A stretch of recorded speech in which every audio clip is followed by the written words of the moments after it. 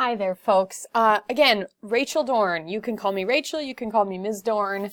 I am here to help, and what I want to do with this video is talk to you about how you can be successful in this class, in online art history.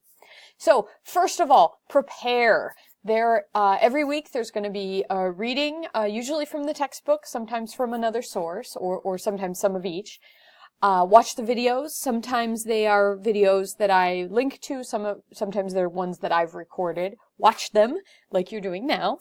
Do the worksheets. The worksheets are meant to be an outline of what's going to be discussed in the chapter, or what I want you to know from the chapter, or the reading, or the videos.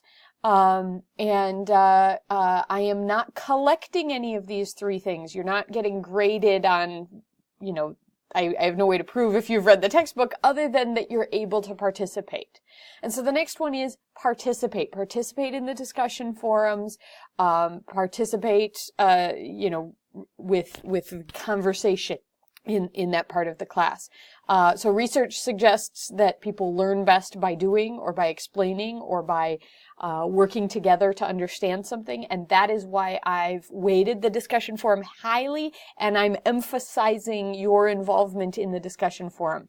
This is the place where you get to work through some of the ideas, not only show that you understand, but have an opportunity to understand the situation or the information better.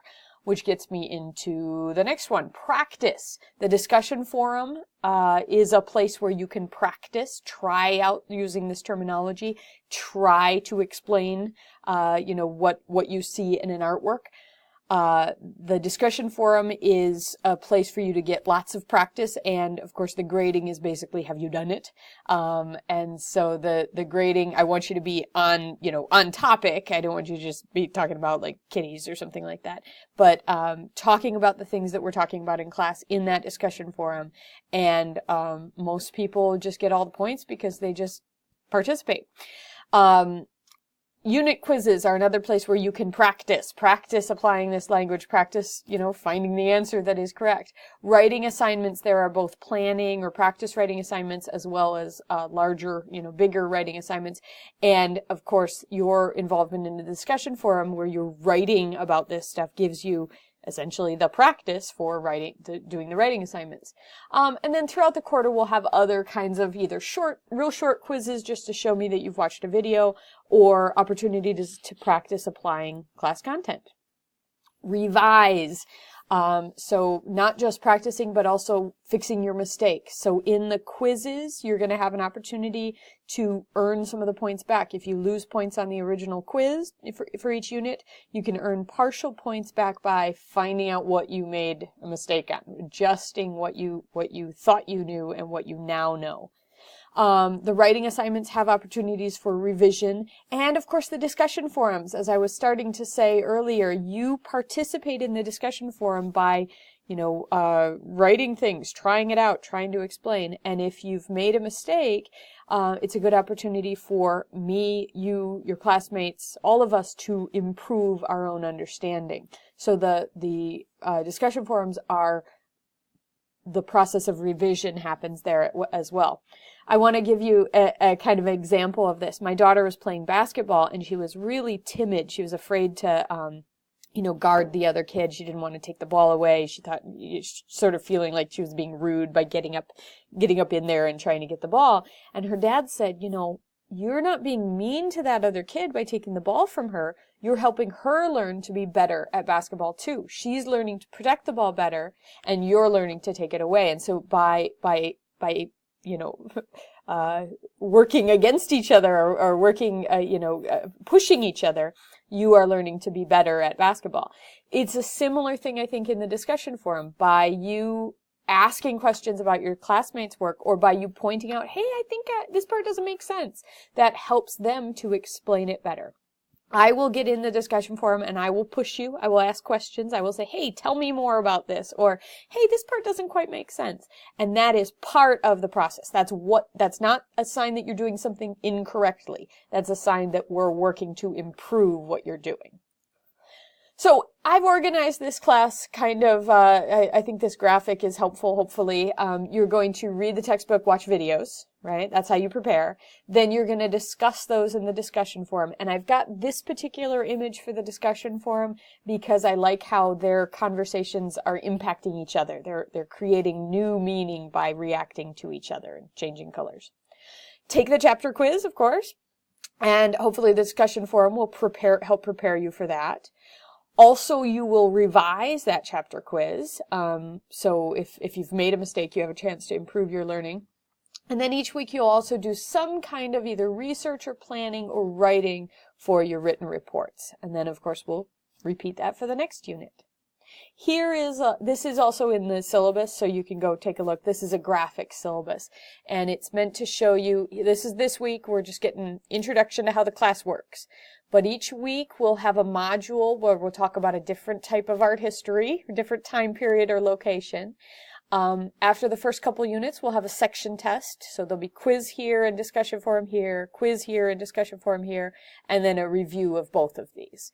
Same thing here, quiz and discussion forum, review. And these section tests all kind of feed, well, everything we're doing in the class every week feeds into what's covered in the final exam. The other thing going on each week, kind of parallel, is that you're going to be doing some writing planning.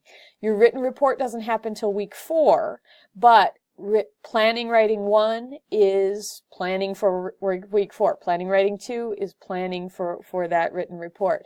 And I didn't connect these to the weekly modules because in these 3, you're going to pick a time period, and it might be from art in the 19th century, it might be from Impressionism, Post-Impressionism, and that'll be up to you. It might actually be symbolism and architecture too, so you've got some choices of where that, what you choose to write about. Notice that the first 3 writing planning assignments feed into written report 1, which feeds into written report 4, or planning 4 and written report 2. So these are all on this same topic. So pick an artwork or a style that you want to spend some time with. Then the last written report has some planning for it, but it's on a new topic. All right, how to be successful in this class. Like I said, prepare, participate, practice, revise. I need to revise because I said revise twice. But all of those, and ask questions. This is how we revise our understanding. This is how we learn more. This is how we improve what we know. So ask me questions, ask your classmate questions, participate, ask those questions in the discussion forum, or you can talk with me personally, over the phone, in office hours, online, in the conferences. You can have a chat. Lots of ways to do this. Now, I also want to talk about time management. This is a 5-credit class. Normally, that means in a live class, 5 hours in class, 10 hours of homework. You aren't meeting me live every week, so you need to plan this time on your own. You're going to have to figure out what you are scheduling your time for. The good news is it's flexible. The bad news, maybe this is good news, is that you have to be in charge of what you do. I'm not standing there in front of you 5 days a week saying, do the thing. Did you do this? Did you read your assignment? So you need to be, keeping track of yourself. The other good news is you can self-time this. So you can decide, I can't work on Friday, so I'm going to do it on Thursday. But don't let that self-timing thing push all your deadlines to the end. You're going to have to space things out or it's going to be overwhelming. And I've got a picture coming in just a moment about that. This class has the same academic expectations as an in-person class, and I'm trying to have us do the sorts of things we would do live to learn this stuff better, but it is by its nature different. And so if you don't participate in this class, if you don't get involved in those discussion forums, you aren't going to have as good of outcomes, right, of success as if I were standing next to you nagging you. So consider this me nagging you. Make sure you're doing this regularly. So here is my example. Let's say you've got 4 hours to study, and you're going to spend more than 4 hours in this class. But let's say you have 4 hours to study. If you do it all at one chunk, you're going to be exhausted, and your brain is not going to have enough time to process that. If you divide it up, like Leanne has done here, into hour-long segments, that's better, right? You're definitely learning this stuff better. And of course, if we're thinking about these maybe as Monday, Tuesday, Wednesday, Thursday, the fact that you get some sleep in between each of those gives your brain a chance to kind of incorporate that understanding. You review on Monday, take a break, come back on Tuesday, review some more, and you're reinforcing what you learned before. You're not exhausted. Even better is to break it up into more short periods. So you might spend a half an hour in the morning and a half an hour in the afternoon. And then again the next day, half an hour in the morning, half an hour in the afternoon. Maybe an hour is workable. I wouldn't want you to spend 4 hours at a time on this class because that's going to wear you out and it's going to make it harder for you to incorporate, to keep that knowledge in your head. All right. Sleep is also good for you. And so you want to have sleep in between when you work on the stuff and when you take the quiz. I also recommend that you set yourself a schedule. Do it now. Get out a calendar today and write down when are you going to do this class. Because if you say whenever I have time, you're going to find that you don't have time for it. So maybe you are a morning person. You start this class at 8 o'clock. 8 o'clock every morning, you're going to start doing this class. Maybe you're an afternoon person. So at 1 o'clock, you're going to sit down and work on this class for an hour each day or half an hour each day. Figure out what works for you, and no, you do not have to do this every single day, but beware. Do not try to do this all on 1 or 2 days. Do not try to do this all on the weekend, or you're going to be exhausted and burnt out, and you're not going to retain the information as well. All right? All right, getting help. Lots of ways to get help. Email me, ask me questions. I prefer email in the Canvas inbox, please. It's just easier to keep track of. I am going to try to be in conferences daily, 11:30 to 12:20. I say try because I've already got somebody asking me to meet them at 11:30 this Friday. So I'm going to try to be there regularly. If that time doesn't work for you, let me know and we'll schedule a different time. I can meet you lots of times. It's hard for me to be constantly in there because I have other responsibilities that I need to do, in person. Call me. We can talk over the phone. Stop by my office if you're on campus. Don't come you're welcome to, but you don't need to feel like you have to come into campus to meet with me. But if you'd like to, you're welcome to. Give me a call, do the conference, check with email, just communicate with me. Talk to your classmates.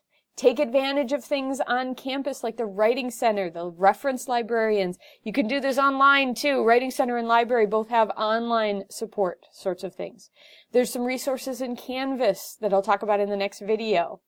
So take advantage of all of those things and make sure you're asking for help. Get that help, get those questions answered. There's lots of resources locally that you can get to. If you are stuck or if you don't have access to something or if you have trouble with computers, let me know right away because those are sometimes some things I can adjust. But if you don't tell me, I won't know that you're having those kinds of issues. Thanks.